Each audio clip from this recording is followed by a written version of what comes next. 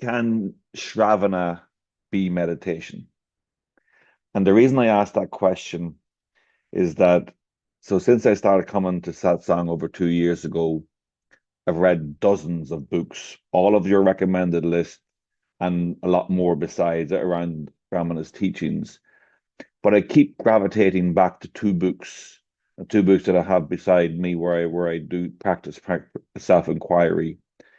And sometimes just holding these books is enough for me to nearly get into a meditation because one of them is Guru Vajrasattva, and it's like the difference between the lower teaching today and your invocation. There was a power, there was a noticeable difference between the two, and both of them were just words, but yet had a completely different quality to them.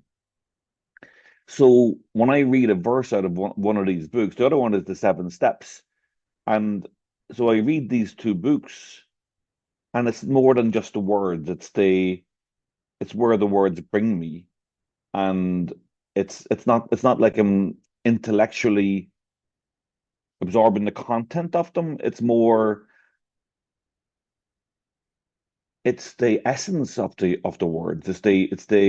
It's where they've come from. Maybe it's because Bhagwan wrote this or wrote this book, and maybe that's my mind thinking that as well. But I'm feeling that and that's why I asked the question: is can Shravana be meditation as well in that respect?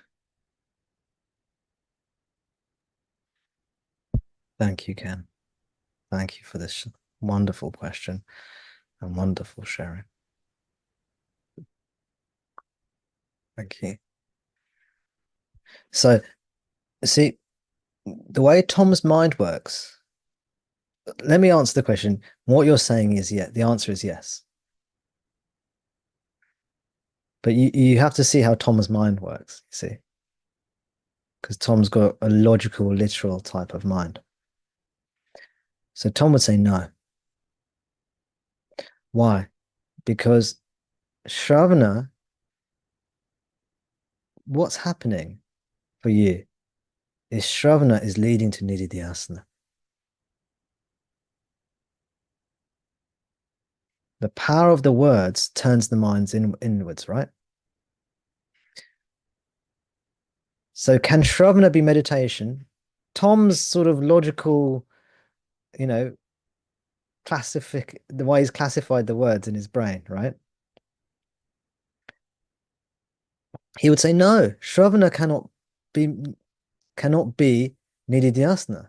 Shravana, the mind is going outwards, right?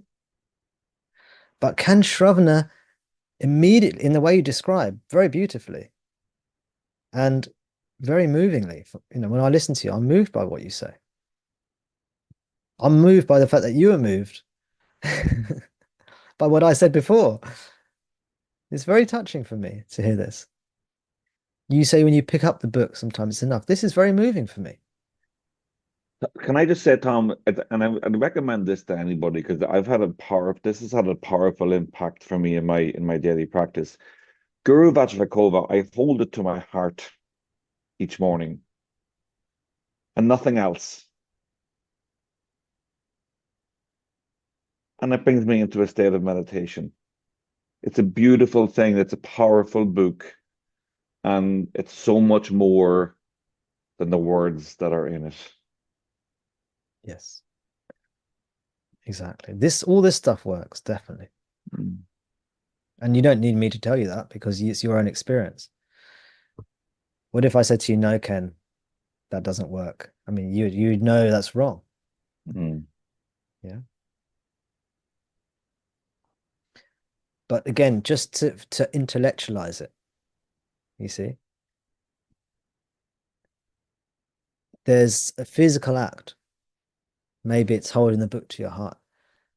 Maybe it's looking at picture of Bhagavan. Maybe it's hearing the words. And some of these physical acts, in Sanskrit, the word is karma.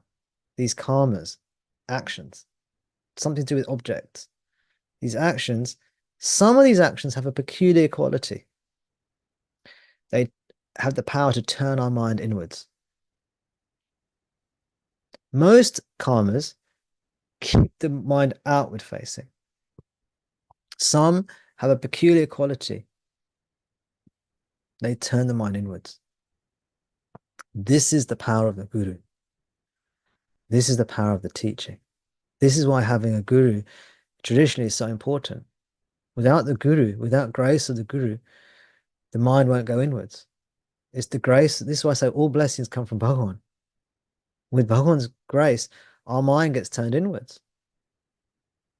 Maybe we see him. Maybe we hear his words. Maybe we read his words. Maybe we feel his presence.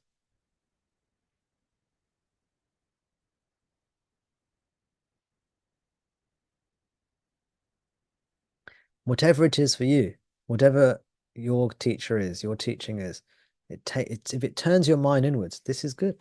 This is the teacher. This is the teaching. We could say that anything that turns your mind inwards is the teacher, and that's the teaching. And if it turns your mind outwards, then it's not the teacher. It's not the teaching. We could say, we could define it like that.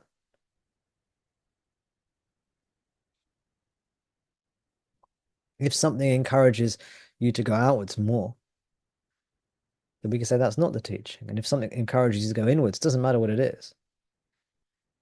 It could be something like the fear of death. And Bhagavan describes this. In fact, this is what happened to him. The fear of death came upon him. And it drove his mind inwards. This is what he describes when he describes his liberation, his death experience. And it's also in, I think, in the second invocatory verse of Viluddhanarpada, is it? I think.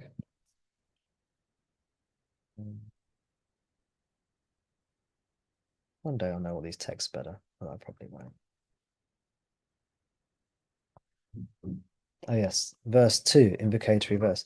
When those who are in dread of death seek refuge at the feet of the deathless, their ego and attachments die. The idea is when you are petrified of death, some people, when they're afraid of death, it'll force their mind inwards towards the self. So that becomes the teacher. Yes. If you find something like Ken has found, holding text, Guru Vajrakovai to his chest. If you find something like this helps you turn inwards, you should carry on doing it. These are precious things. These are precious things. And don't get attached to them. It's like a love affair, as we said before. It's like a love affair. You do it because you love to do it. And maybe one day you don't love to do that anymore. You can stop it then. Maybe you're holding the book to your chest now. Maybe later you won't. Don't be attached to it. But whilst you want to do it, you do it. Then when you don't want to do it, you let it go. This is why I say sometimes all you have to do is look at Bhagavan's face. Look at his face. But you may not want to look at his face. You may for something else you might want to hold him to your chest. You might, whatever it is. You find your way, you see. So Ken, you found that for yourself. I didn't tell you to do that, I don't believe. You know, maybe no one told you to do that, but this spontaneous act of love, spontaneous act of bhakti for you. And it might be something completely different for someone else. Or it might be that. I'm very, very happy you shared that with the group. Wonderful teaching. Thank you. I don't think I've ever thought of doing that. But as you say it, it feels so right. It's a wonderful thing.